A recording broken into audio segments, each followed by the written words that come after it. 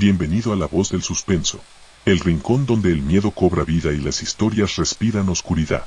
Cuéntame en los comentarios desde qué parte del mundo te atreves a escuchar mis relatos. Comenzamos. Nadie volvió a dormir tranquilo. Testimonio por Fabián Ortega, Saltillo, Coahuila 2013. No sé por dónde empezar, porque cada vez que lo cuento, algo más raro pasa. Solo diré que jugamos con algo que no entendíamos, y pagamos un precio altísimo. Todo comenzó en julio del 2013, en casa de Ulises, mi mejor amigo desde la secundaria. Tenía una terraza en el segundo piso que daba al cerro, aislada, perfecta para reuniones sin que sus papás se enteraran. Aquella noche estábamos ahí, él, su novia Brenda, mi primo Rodrigo, una amiga llamada Perla, y yo. Brenda fue quien trajo la ouija. Decía que la encontró en un puesto del Mercado Juárez, envuelta en tela negra, con el puntero de madera tallada y letras en inglés antiguo. Parecía hecha a mano. Yo le dije que no nos metiéramos con esas cosas, pero todos rieron. No pasa nada si no creemos, dijo Rodrigo, encendiendo una vela. Era medianoche cuando comenzamos. Apagamos las luces y solo quedó la vela entre nosotros. Todos pusimos un dedo en el puntero. ¿Hay alguien aquí?, preguntó Brenda con tono burlón. Nada. Lo repetimos varias veces hasta que el puntero se movió ligeramente hacia el sí. Nos miramos en silencio, pero nadie soltó la tabla. ¿Quién eres?, se fue deslizando letra por letra formando el nombre, Fabián. Rodrigo rió. Seguro fuiste tú, Fabián. No moví nada, le dije. ¿Qué quieres? La respuesta fue más rápida. Sangre. Brenda se echó a reír. Alguien está de payaso. Pero no fui yo, ni Perla, ni Ulises. Todos juramos no haber movido nada. La vela empezó a temblar sin aire, y la tabla marcó Brenda. Ahí sí se nos fue la risa. Brenda retiró la mano. Ya, vámonos a la chingada. Pero el puntero se movió solo, hacia el no. Yo me paré. Ya es suficiente. En ese instante, la vela explotó. No exagero. Como si alguien la hubiera aplastado desde adentro. Se apagó de golpe, y todos corrimos adentro de la casa. Nadie dijo una palabra. Nos fuimos cada quien a su casa como si nada, pero no fue nada. Esa misma noche comenzó todo. Lo primero le pasó a Perla. Dijo que al llegar a su casa, su perro, que siempre dormía en su cama, no quiso entrar al cuarto. Se quedó gimiendo afuera. En la madrugada, alguien le tocó la ventana del segundo piso. Cuando se asomó, no había nadie, pero al día siguiente su mamá encontró marcas de dedos en el vidrio, desde adentro. Una semana después, su abuelito se cayó por las escaleras y murió. Y justo la mañana siguiente del velorio, alguien marcó al teléfono de casa. Cuando Perla contestó, solo escuchó una voz que repetía, sangre, sangre, sangre, hasta que colgó. Rodrigo fue el siguiente. Una madrugada me llamó por celular, llorando. Estaba en la calle, sin camiseta ni zapatos, en pleno bulevar. Decía que no recordaba cómo había salido de su casa. Solo que se despertó con una mujer sentada a los pies de su cama. No tenía rostro. Le hablaba, pero lo hacía sin abrir la boca. Después de eso empezó a tener ataques de pánico. Lo internaron en una clínica psiquiátrica en Monterrey porque una noche intentó arrancarse los dientes con unas pinzas. Dijo que los tenía sucios de sangre. Nadie supo cómo consiguió las herramientas. Todavía sigue medicado. Brenda desapareció. No sé cómo explicarlo. Su mamá llamó a Ulises desesperada. Brenda no está en casa. Su celular estaba apagado. Lo último que se supo es que salió a comprar un café y ya no volvió. Nunca la encontraron. Ni cámaras, ni testigos. Solo su mochila apareció en una banqueta, cerrada. Dentro estaba la ouija. Ahí fue cuando nos dimos cuenta de que la maldita tabla no se había quedado en casa de Ulises. A nadie se la dio, nadie la tomó, pero reapareció. Después de eso, Ulises cambió. Dejó la escuela, bajó como 15 kilos y se volvió paranoico. Tenía las ventanas tapadas con papel aluminio. Me decía que Ismael lo espiaba desde el cerro. Que lo veía parado entre los árboles. Yo no sabía si lo suyo era culpa del estrés, o si todo era una maldita coincidencia, pero el día que me mostró su brazo fue cuando supe que algo real estaba pasando. Tenía marcas, cortes, como letras, como si alguien le hubiera tallado en la piel la palabra culpable.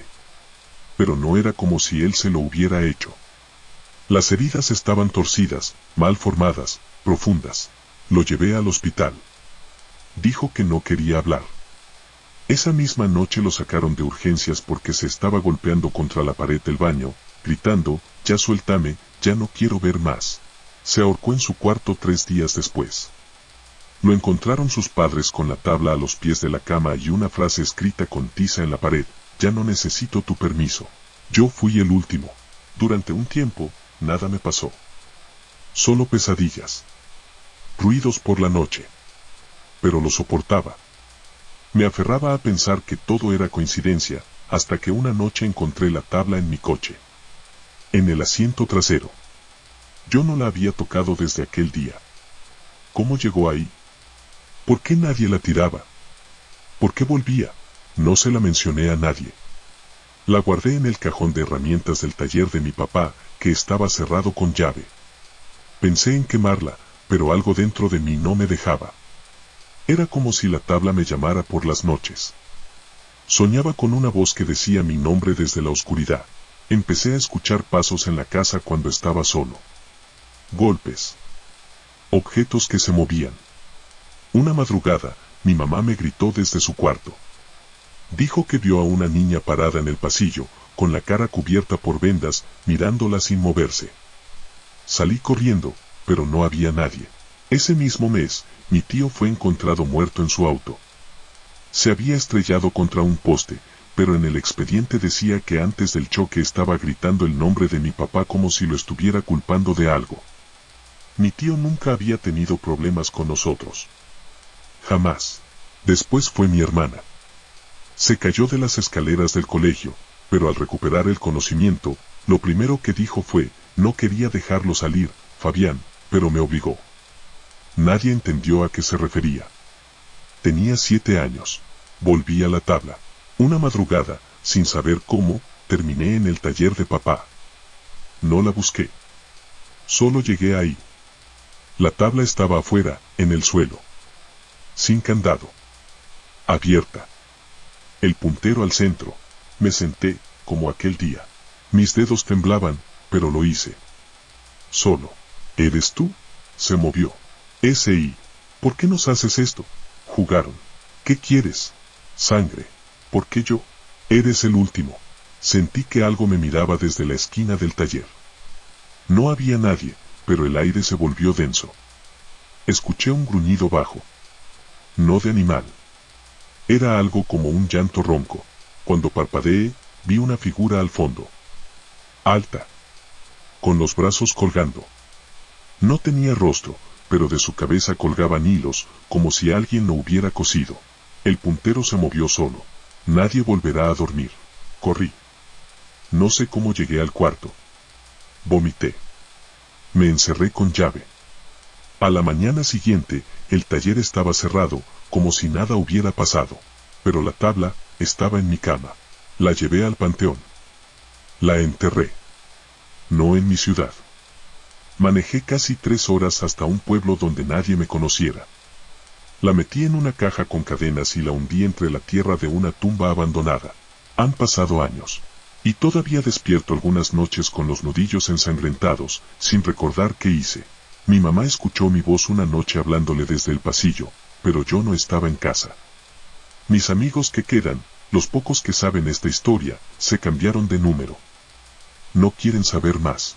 A veces sueño con Ulises. Está colgado, pero sonríe. Detrás de él hay alguien más. Con vendas en el rostro. Y un día de estos, cuando menos lo espere, la tabla va a volver. Porque nadie vuelve a dormir tranquilo cuando abre la puerta sin cerrarla del todo.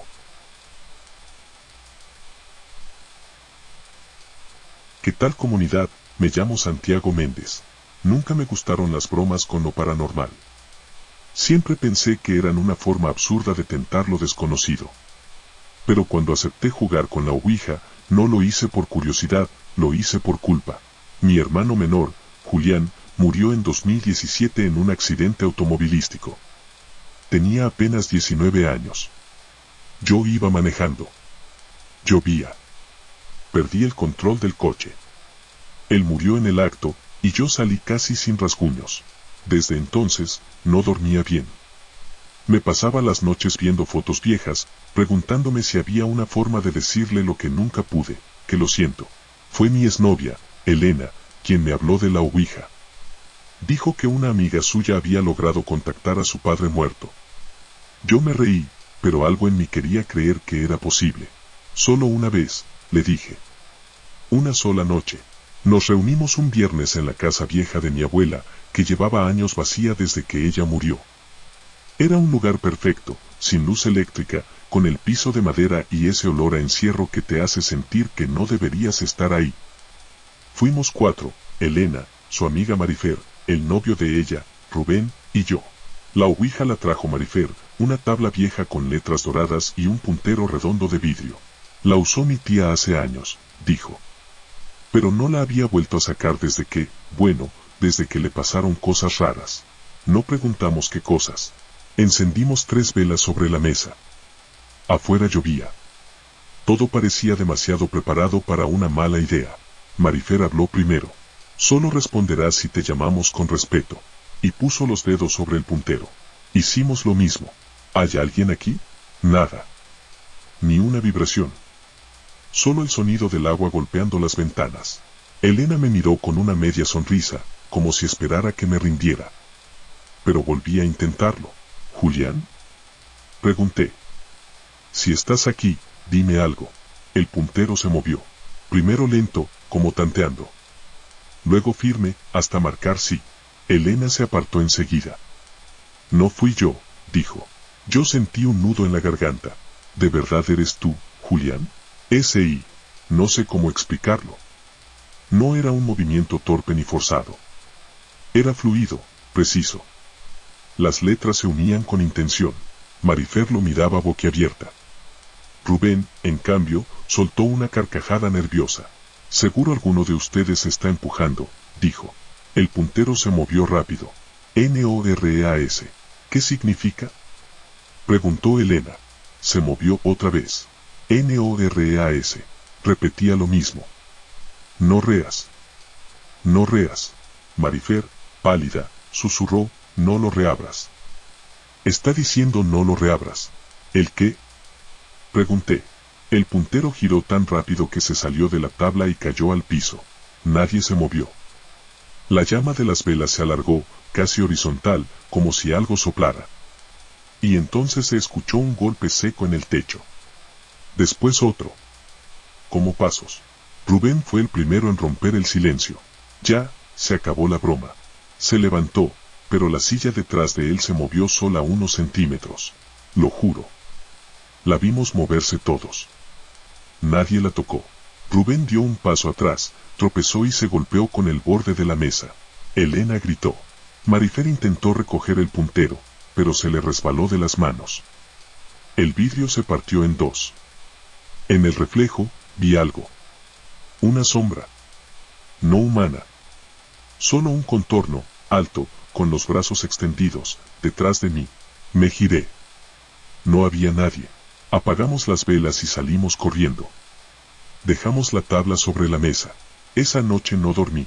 A las 3:19 de la madrugada, mi teléfono sonó. El número no tenía identificación. Contesté sin pensar. Hola. Silencio.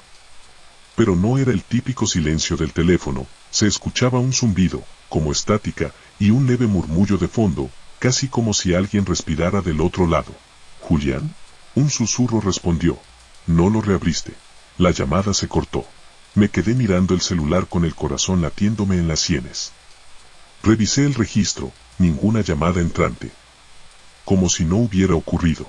El día siguiente, Elena me dijo que su espejo amaneció empañado, y en el centro se leía escrito con un dedo, Santiago miente. No me creyó cuando le dije que yo no tenía nada que ver. Rubén, por su parte, dijo que escuchó 3 golpes en su ventana a la misma hora de la madrugada. Cuando la abrió, vio una sombra colgando boca abajo sobre el cristal. Sin rostro. Se desvaneció frente a él. Y Marifer fue la peor. Esa noche la internaron. Su mamá la encontró en la cocina, escribiendo las mismas dos palabras una y otra vez en un cuaderno. No reas, no reas, no reas. Llenó 43 páginas. Yo intenté ignorarlo. Creí que todo era sugestión. Pero al tercer día, encontré la tabla en el maletero de mi coche. Cubierta de tierra húmeda. El puntero roto, dentro de una bolsa. No podía ser. Nadie sabía dónde había quedado. Elena me juró que la casa de mi abuela seguía cerrada. La llevé de nuevo allá, decidido a quemarla. Encendí un bidón con gasolina y la dejé sobre el suelo. Pero antes de arrojar el fuego, escuché una voz detrás de mí. No lo reabras. Me giré.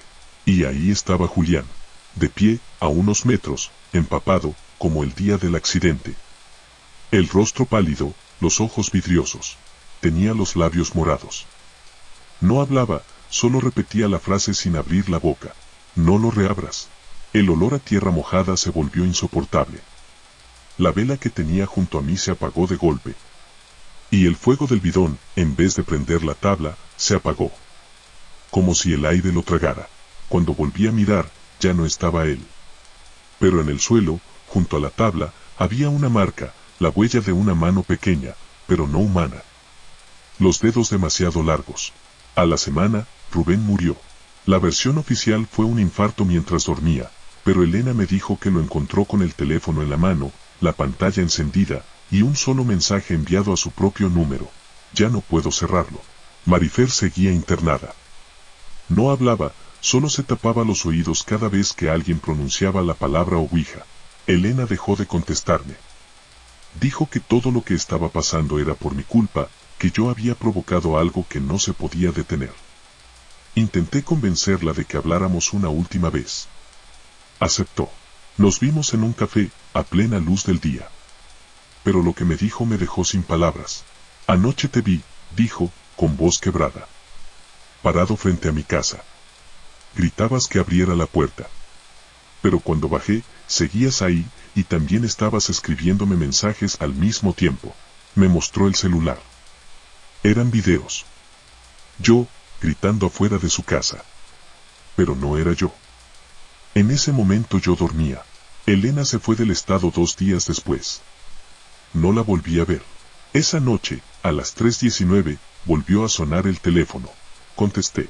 Esta vez no hubo estática. Solo una respiración, y después una voz ronca, como si hablara desde el agua. ¿Por qué no me escuchaste, Julián? Pregunté. No era yo. El teléfono se cayó de mis manos. Se apagó solo. La pantalla mostraba por unos segundos una palabra invertida, Saeron. La anoté. Al leerla al revés, decía, no reas. Los días siguientes fueron un infierno. Las luces del pasillo se encendían solas. Mi perro no quería entrar a mi cuarto. Cada vez que me miraba, gruñía.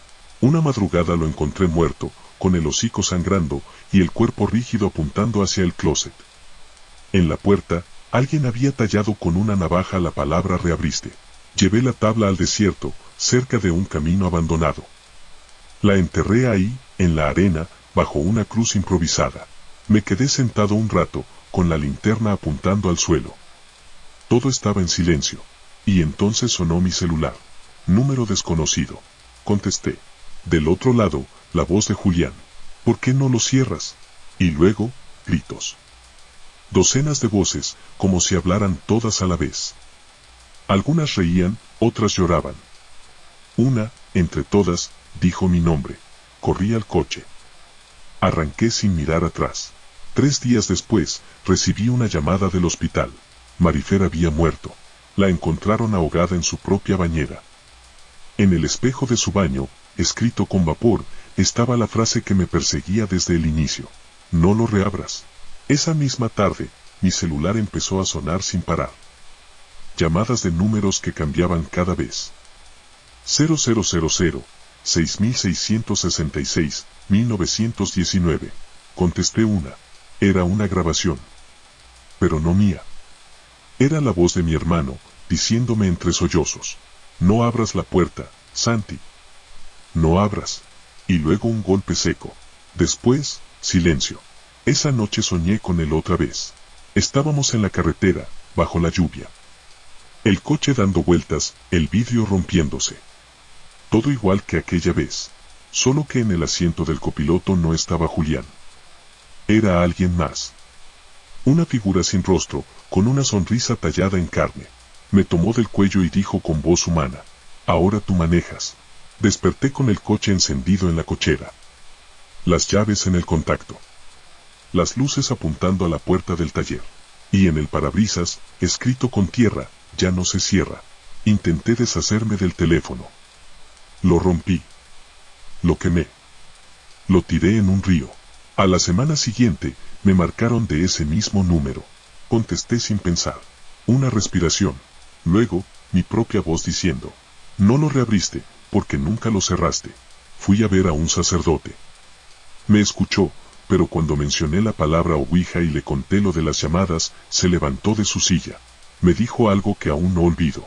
Hay cosas que no necesitan un tablero para entrar, Santiago. Basta con que alguien las escuche. Desde entonces, oigo el timbre del teléfono a la misma hora. Siempre 319. Aunque no tenga línea. Aunque quite la batería. A veces, cuando lo dejo sonar, las luces parpadean. Y cada vez dura más. Anoche, la llamada no se cortó. Contesté. La voz, más clara que nunca, dijo: ya no tienes que llamarme. Estoy aquí. La puerta del cuarto se abrió sola. Y mi reflejo, desde el espejo, me miró y sonrió con la boca de Julián.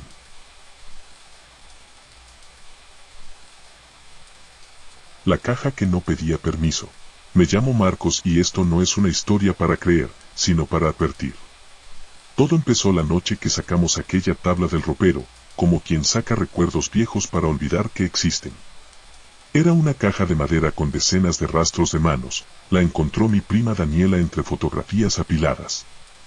La idea fue suya, un juego para reírnos y cerrar el duelo, dijo, con voz temblorosa. Éramos 5 en la sala: mi hermana Ana, su esposo Jorge, Daniela, mi amigo Raúl y yo. Nadie más. La casa olía a café frío y a ropa guardada. Pusimos la mesa en el centro, apagamos las luces y encendimos una lámpara que proyectó sombras largas en el techo. La ficha era de vidrio y se deslizaba suave. Empezamos en tono de broma, haciéndonos preguntas que no dolían. Pero la ficha respondió. Marcosi con una firmeza que nadie supo explicar. Nadie movió las manos. ¿Quién eres?, preguntó Daniela. La ficha deletreó M-A-R-A. No reconocimos el nombre. Alguien pronunció Mariana sin querer, otra persona negó con la cabeza. La ficha volvió a moverse. Muero, hizo un gesto que nos heló. Parecía que la letra buscaba su final. Cerramos la caja rápido, como si al guardar el objeto se contuviera algo. La dejamos en la repisa de la cocina con la promesa tonta de quemarla al día siguiente. Nadie durmió bien. Las conversaciones empezaron a cargarse de silencios demasiado largos.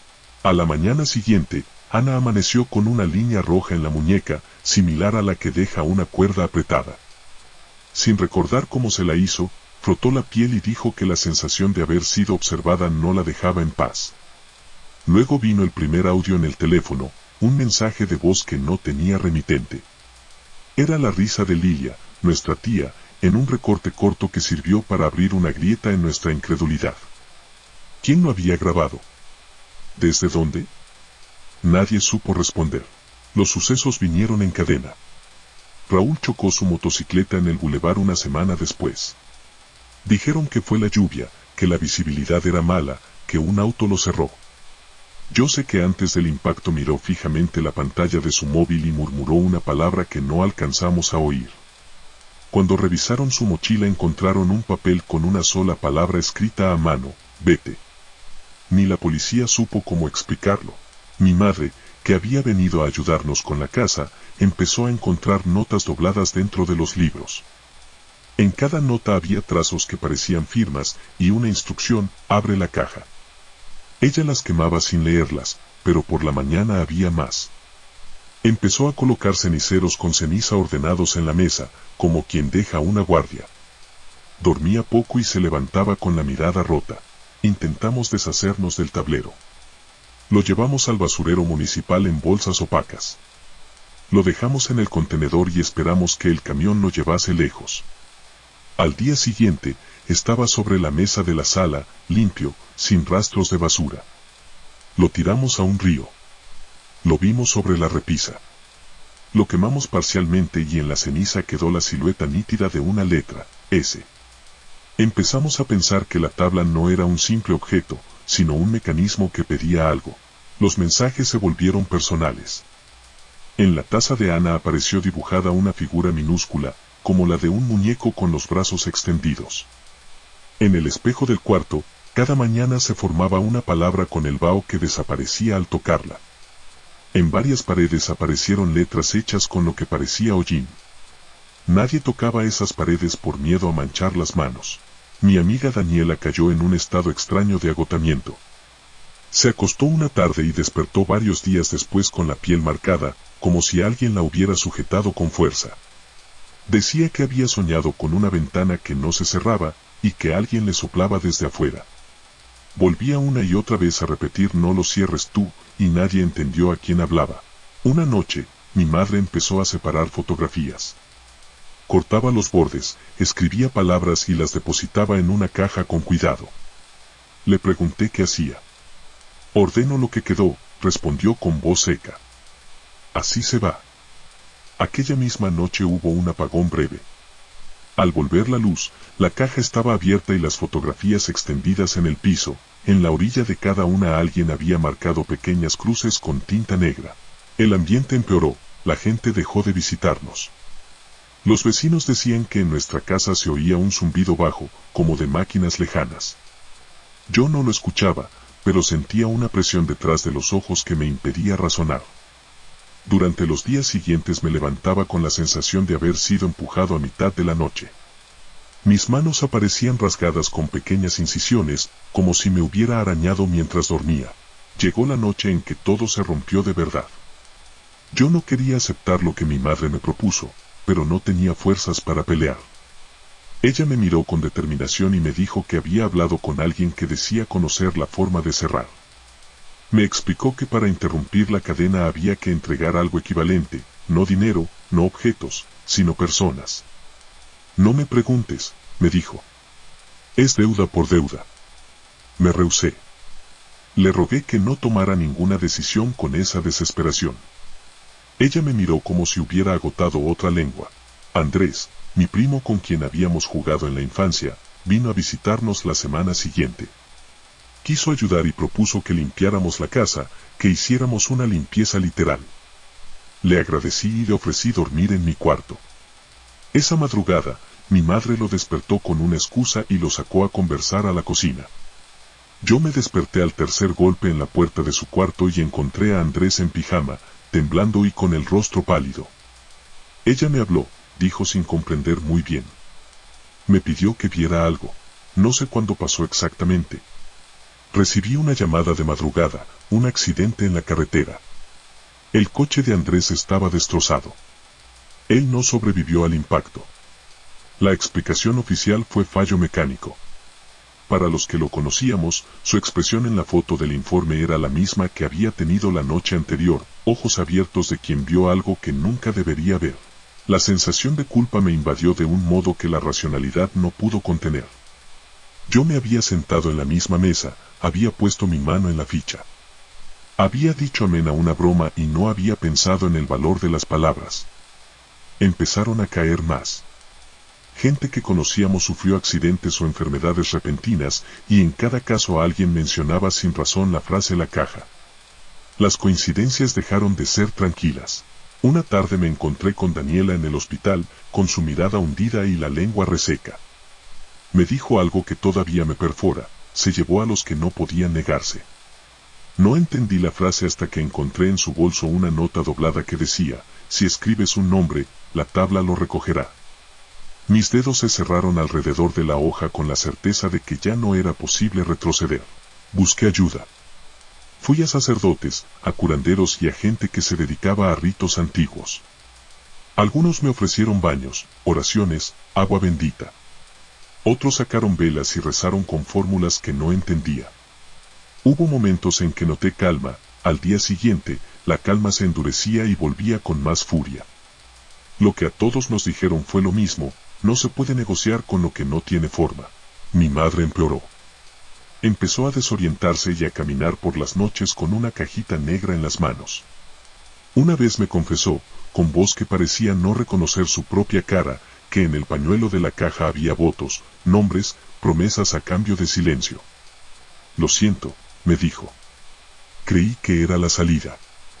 Le supliqué que dejara esa botella a un lado y se fuera a descansar. No escuchó. La última noche que viví en aquella casa fue una mezcla de ruido y ausencia. Mis manos temblaban tanto que la cutícula sangraba. Mi madre declaró que había acordado con ellos y que la condición final era que un nombre quedara marcado en la madera de la caja. Tiene que ser uno que no vuelva, dijo. No me dejó elegir. Tomó la pluma y escribió con letra temblorosa: Andrés. La mañana siguiente, el teléfono sonó con la voz del vecino anunciando que habían hallado el coche. El resto es el informe que todos leyeron. Yo recogí mis cosas esa misma tarde y me fui, con la sensación de que la casa me seguía mirando desde sus ventanas. Años después, me entero de historias parecidas en otras ciudades: tablas que aparecen, cajas que vuelven, personas que desaparecen en accidentes sin explicación clara. Recuerdo los nombres que dejé atrás y me pregunto cuántas de esas historias comienzan igual, con la risa y la apuesta de una noche sin consecuencias. No pido perdón ni busco redención.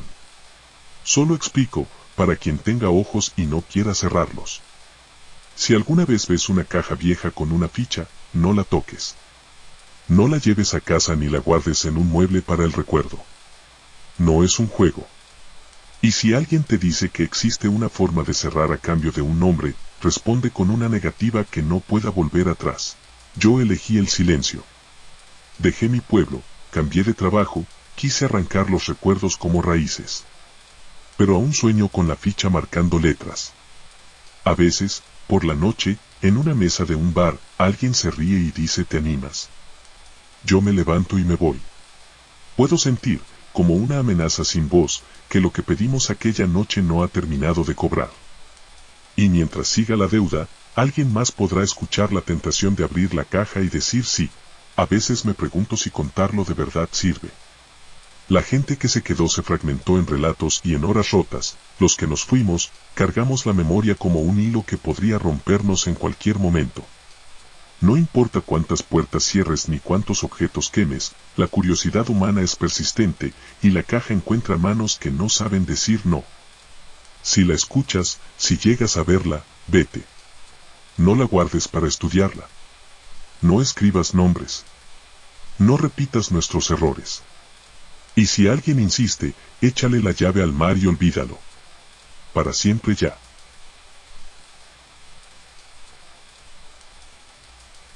No era un juego. Testimonio de Alan Ramírez, Guadalajara, México 2015. Yo no estaba convencido. Nunca me han gustado esas cosas. Pero a veces uno hace estupideces por no quedar como cobarde frente a los demás. Fue en julio del 2015, durante una peda en casa de Ernesto.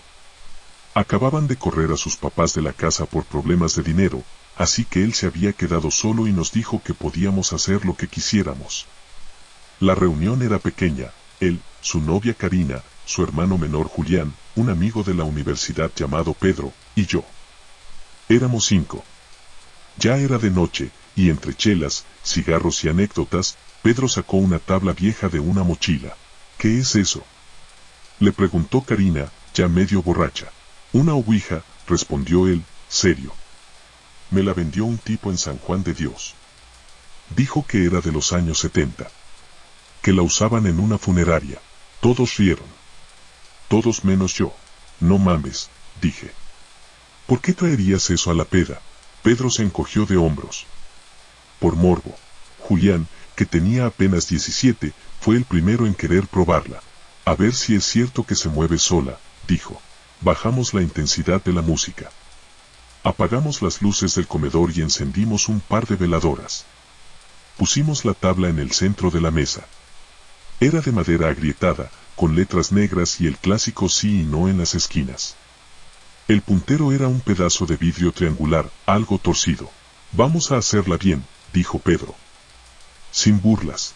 Yo no quería, pero para no quedar como el mamón del grupo, me senté. Todos pusimos un dedo sobre el puntero. Pedro hizo la pregunta típica. ¿Hay alguien aquí con nosotros? Nada. Silencio total. Solo el zumbido lejano del refrigerador y el tic de un reloj viejo. Volvió a preguntar. Y el puntero se movió. Lento, muy lento, hacia el sí. ¿Fuiste tú? Preguntó Julián, nervioso. No, respondimos todos casi al mismo tiempo. Karina sonrió con esa risa nerviosa que dan los nervios de verdad. No se pasen. ¿Quién lo movió? Nadie dijo nada. Pedro continuó. ¿Cómo te llamas?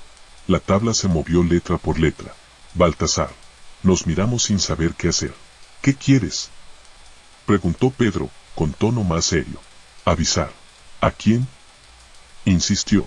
A ellos. ¿A quiénes? Ya viene. Karina se levantó de golpe. Ya basta. Esto no está chido. En ese momento, una de las veladoras se apagó sola. Nadie sopló. No había aire. El puntero se detuvo. La tabla quedó en silencio. Todos estábamos tensos, con el corazón latiendo en la garganta. Ya, dije. Se acabó la broma. Guardaron la tabla, aunque Pedro insistía en que había que cerrar el portal. A la mañana siguiente, Julián no contestó mensajes. Ernesto fue a buscarlo a su cuarto. Lo encontró en posición fetal, temblando, con los ojos abiertos y la mirada perdida. No respondía. No hablaba.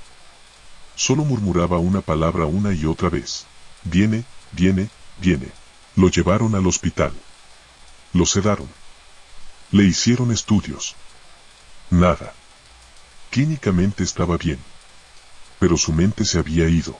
Lo internaron en un psiquiátrico privado. Karina fue la siguiente. Una semana después del juego, comenzó a tener insomnio. Decía que soñaba con un hombre de traje negro parado frente a su cama. Que no le hablaba, pero lo escuchaba en su cabeza. No quiso contárselo a Ernesto por miedo a que pensara que estaba loca. Pero una madrugada la encontraron caminando descalza por las escaleras del fraccionamiento, murmurando los mismos números una y otra vez. 313. 313. 313. Le tomaron una foto con el celular, y en la imagen se le veían los ojos completamente en blanco. Eso lo vi yo mismo. Karina fue hospitalizada esa misma semana. Tuvo un ataque de pánico y se lastimó los brazos contra una ventana. Dijo que lo hizo para salir de él. Nadie entendió a qué se refería. Lo último que su mamá contó fue que la escuchó decir en voz baja, la tabla no se cerró. Pedro se desapareció. Literal. Un día dejó de ir a la universidad. No contestaba llamadas. No subía nada a redes. Fuimos a su casa. Sus papás decían que había discutido con ellos y que se había ido. Un mes después, lo encontraron en un motel de paso a las afueras de Tonalá. Estaba vivo, pero deshidratado, cubierto de orina y encerrado por dentro. En la habitación había dibujos extraños en las paredes, hechos con carbón y sangre seca. Sí, sangre. Lo sacaron con camisa de fuerza. No hablaba. Solo escribía en las paredes con el dedo. No era un juego. Faltaba Ernesto. Y yo. Nos veíamos menos. Ya nadie quería hablar del tema. Pero en el fondo sabíamos que no era coincidencia. Todos los que jugamos habíamos sufrido algo. Y el único que parecía estar bien, era yo. Hasta que descubrí la tabla. Estaba en mi mochila. Nadie la había metido ahí. Nadie tenía acceso. Nadie. Estaba limpia. Sin polvo. Y tenía algo tallado en la parte trasera. Él no ha terminado. Me empecé a enfermar. No físicamente, sino mentalmente. Comencé a escuchar pasos en mi casa. A sentir que alguien me observaba cuando me bañaba. Una madrugada, me desperté con la boca llena de tierra. Fui al baño a escupir. Era tierra negra. La tabla seguía en mi mochila. Intenté quemarla. No prendía. Intenté enterrarla. La volví a encontrar en mi cama. La llevé al río. Esa noche soñé con Julián. Estaba sentado en su cuarto, con la tabla sobre las piernas, diciendo mi nombre. Alan, no debiste reírte. Una madrugada me encontré a Ernesto en un parque. Estaba demacrado. Ojeroso. Flaco. Me abrazó. Lloró. Esto no era un juego, me dijo. La cagamos. Sacó un cuchillo. Yo retrocedí. ¿Qué vas a hacer? Nos dijo que alguien tenía que quedarse. Para cerrar. Uno solo. Todos los demás ya están marcados. ¿Quién te lo dijo? Tú lo sabes, Alan. Desde esa noche, todos lo sentimos. Lo detuve. Llamé a su madre. Lo llevaron con ayuda profesional, pero 4 días después, se suicidó. Se lanzó desde la azotea del hospital. En su mano tenía un papel con una sola frase. Ahora ya puede pasar. Yo soy el único que queda. La tabla sigue apareciendo. Cada vez que la tiro, vuelve. Una vez la dejé dentro de una bolsa sellada, dentro de una caja con cemento. La noche siguiente amaneció sobre mi almohada. Abierta. Con el puntero apuntando a mi nombre. Me he mudado. Cambié de teléfono. Dejé la universidad. Vivo solo.